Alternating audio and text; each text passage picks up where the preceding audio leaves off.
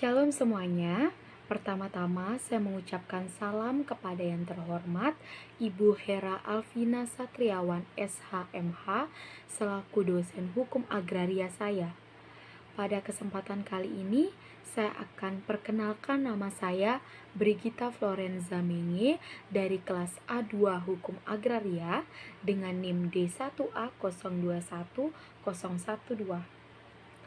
Baik, pada kesempatan kali ini saya akan membahas mengenai hak-hak atas tanah yang ada dalam hukum agraria di Indonesia. Jadi, dasar hukum utama dalam hukum agraria itu sendiri ialah dalam UU-PA atau Undang-Undang Pokok Agraria nomor 5 tahun 1960.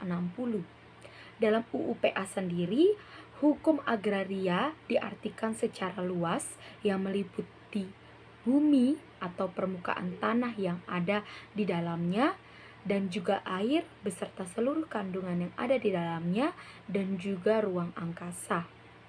Dan kali ini saya akan membahas mengenai hak-hak atas tanah yang ada dalam hukum agraria. Dalam UU-PA sendiri, hak-hak atas tanah dibagi menjadi 1. Hak milik, kedua ada hak guna bangunan, ketiga ada hak guna usaha, keempat ada hak pakai, kelima ada hak sewa, keenam ada hak membuka tanah, dan yang ketujuh ada hak memungut hasil hutan. Selain itu, terdapat juga hak-hak yang bersifat sementara sebagaimana diatur dalam pasal 53 UU-PA. Namun, kali ini saya akan membahas tiga hak atas tanah, yaitu hak milik, hak guna bangunan, dan juga hak guna usaha. Yang pertama ada hak milik. Hak milik adalah turun-temurun, terkuat dan terpenuh yang dapat dipunyai orang atas tanah dengan mengingat ketentuan dalam pasal 6. Hak milik itu sendiri dapat beralih dan dialihkan kepada orang lain, tetapi hanya dapat dimiliki oleh warga negara Indonesia dan dapat dijadikan jaminan dengan hak tanggungan. Di sisi lain, hak milik tidak dapat dimiliki oleh WNA maupun badan hukum, tetapi hanya dapat dimiliki oleh badan hukum seperti Bank Negara, Perkumpulan Pertanian, Badan Keagamaan, dan badan sosial. Adapun dihapusnya hak milik apabila tanahnya jatuh kepada negara akibat pencabutan hak karena pasal 18 UU-PA tentang kepentingan umum dan mendapatkan kompensasi. Dan juga ada penyerahan sukarela hak milik yang ditelantarkan karena terjadi pengalihan yang mengakibatkan tanah yang dimiliki oleh WNA. Selain hal tersebut, hak milik juga dapat hangus apabila tanahnya musnah.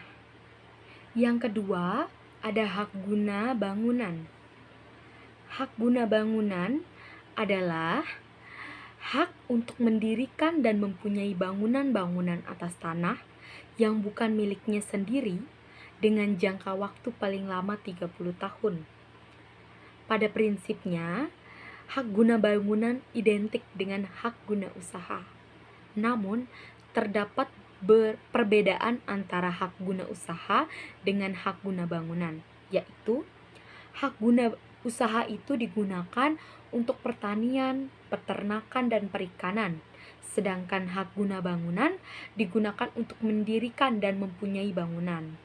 Selanjutnya, dalam masa jangka waktu pun, hak guna bangunan memiliki jangka waktu maksimal 30 tahun dengan perpanjangan maksimal 20 tahun.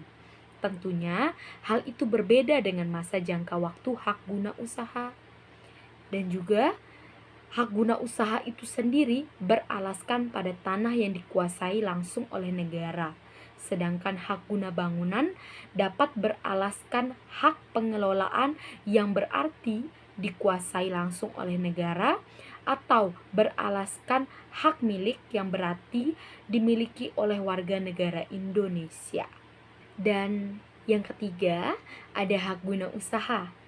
Hak guna usaha adalah hak untuk mengusahakan tanah yang dikuasai oleh negara dalam jangka waktu sebagaimana diatur dalam pasal 29 UU PA guna perusahaan pertanian, perikanan, ataupun peternakan. Adapun hak guna usaha itu sendiri dapat timbul karena 1. Pada tanah minimal 5 hektar. Kedua, juga dapat dialihkan dan diberikan dalam jangka waktu paling lama 25 tahun. Dan apabila diperlukan waktu yang lebih lama, dapat diberikan maksimal 35 tahun dengan perpanjangan maksimal 25 tahun.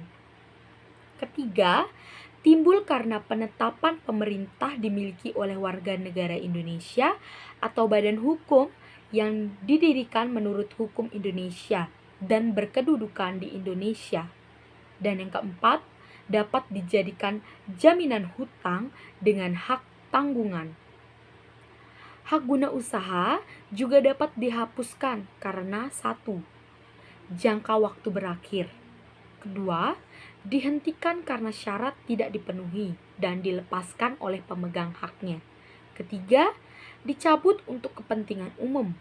Keempat, ditelantarkan karena tanahnya yang musnah dan pengalihan yang mengakibatkan hak guna usaha tidak lagi dimiliki oleh warga negara Indonesia atau badan hukum yang didirikan dengan hukum Indonesia atau berkedudukan di Indonesia. Baik, sekian penjelasan saya mengenai hak-hak atas tanah yang ada dalam hukum agraria di Indonesia. Dan tadi saya sudah menjelaskan ada 3 hak, yaitu hak milik, hak guna bangunan, dan juga hak guna usaha. Dan sekian dari saya yang bisa saya sampaikan mengenai hak-hak atas tanah. Sekian dan terima kasih.